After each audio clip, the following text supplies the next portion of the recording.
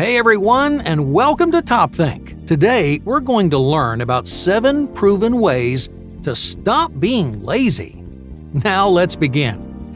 Number 1. Dispelling your assumptions. Are you a naturally lazy person? Well, you'd be surprised how many people claim laziness as one of their core personality traits. They resign themselves to a lethargic lifestyle, assuming it's a fundamental part of who they are. But they're looking at laziness the wrong way. In fact, intrinsic laziness is not nearly as common as people think. Very few people are as lazy as they say they are.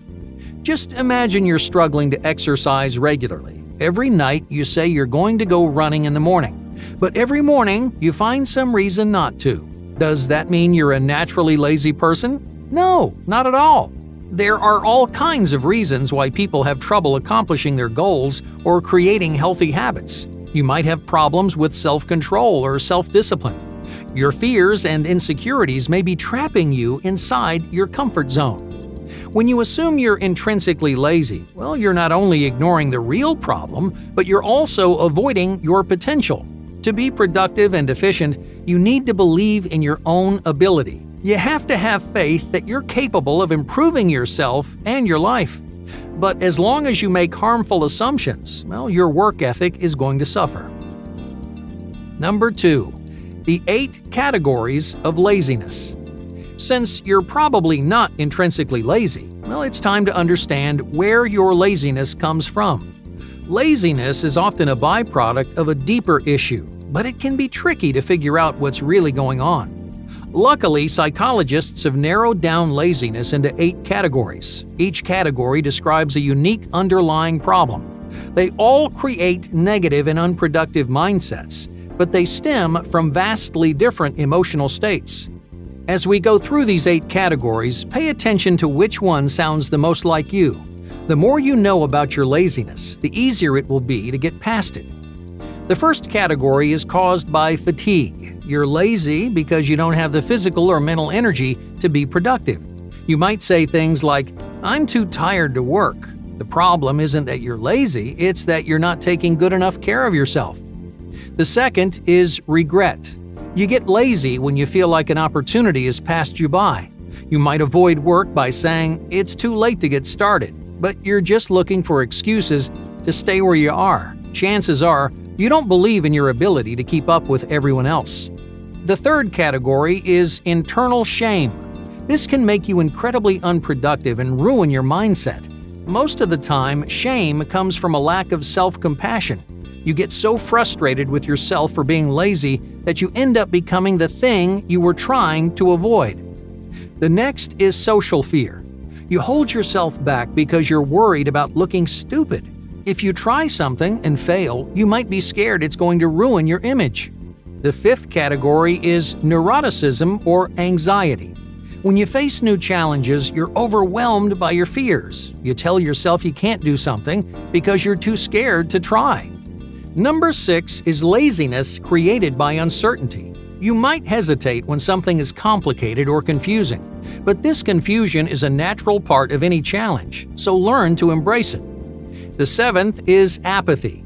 You get lazy because, well, you don't care. This is often a sign of aimlessness or depression. If you feel apathetic toward everything, you're not lazy. You just need to discover something that's important to you. Finally, there's self-definition, which is the issue we talked about in step 1.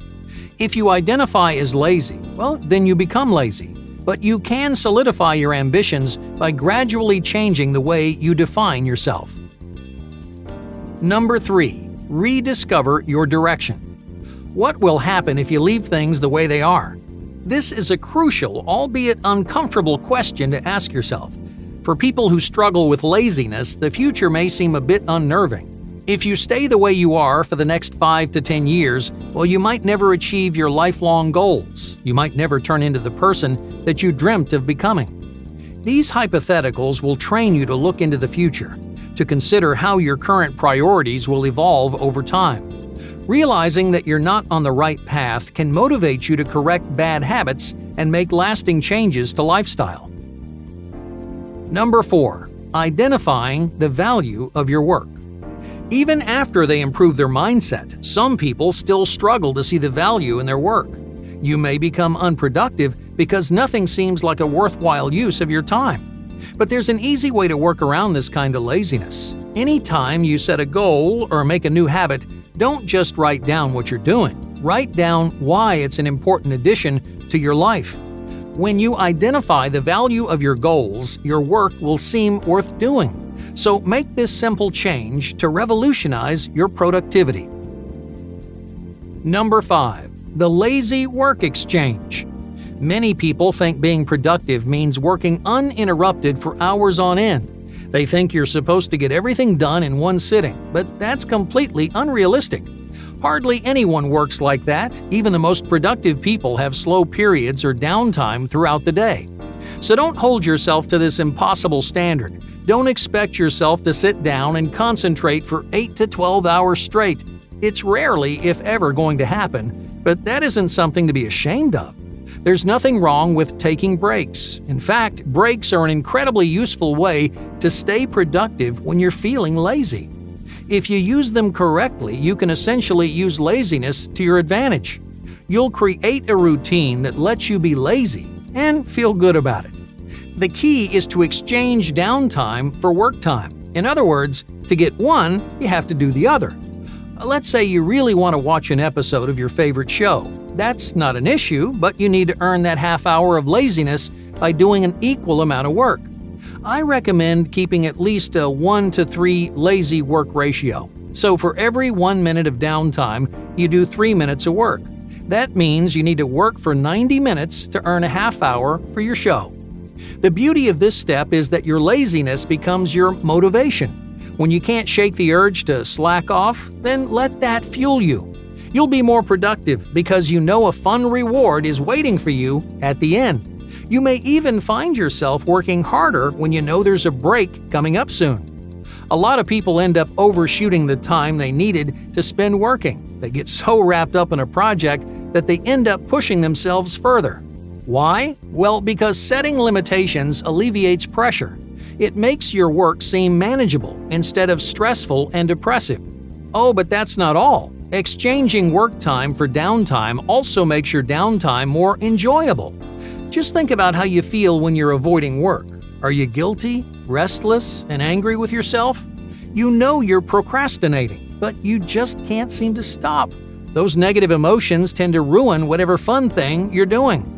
So if you earn your downtime, then you can actually enjoy being lazy. You can watch your show, browse social media, or do whatever you want without that frustrating guilt looming over your head. So don't worry about working for hours and hours. Divide up your day with short breaks to get the most out of your work time and your downtime. Number 6. Measure your transformation. As you slowly begin changing your habits and priorities, don't forget to keep track of your progress. Even the smallest improvements can help you down the road. Looking back on your transformation can be a huge motivator. When you're feeling hopeless and lethargic, those records are there to give you an extra boost of encouragement. They'll push you through the rough patches. They'll help you overcome obstacles and persevere through failure. Many people get discouraged and lazy because they don't feel like their hard work is getting them anywhere. You're investing all this time and energy into improving yourself. Maybe you're hoping to notice changes in your body shape or feel like you're getting closer to achieving your goals, but you're not seeing any results. It's important to remember that real change happens over time. You can't actually see it unless you compare where you started and where you are right now. That's why you track your progress. Keeping records will show you how much you've accomplished. It's physical evidence that hard work really does pay off. Number 7. The power of kindness. If you slip up during any of these steps, well, don't beat yourself up about it. To continue being productive, you need to maintain a positive attitude about your work and yourself. It's critical that you learn to forgive yourself when you fail. Just because you messed up once or twice doesn't mean you should throw your goals out the window. You'll fail plenty of times in your life. Hey, everyone does. But don't let those failures destroy your motivation and self-esteem.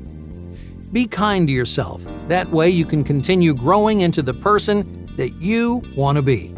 Hey, thank you for watching Top Think, and be sure to subscribe because more incredible content is on the way.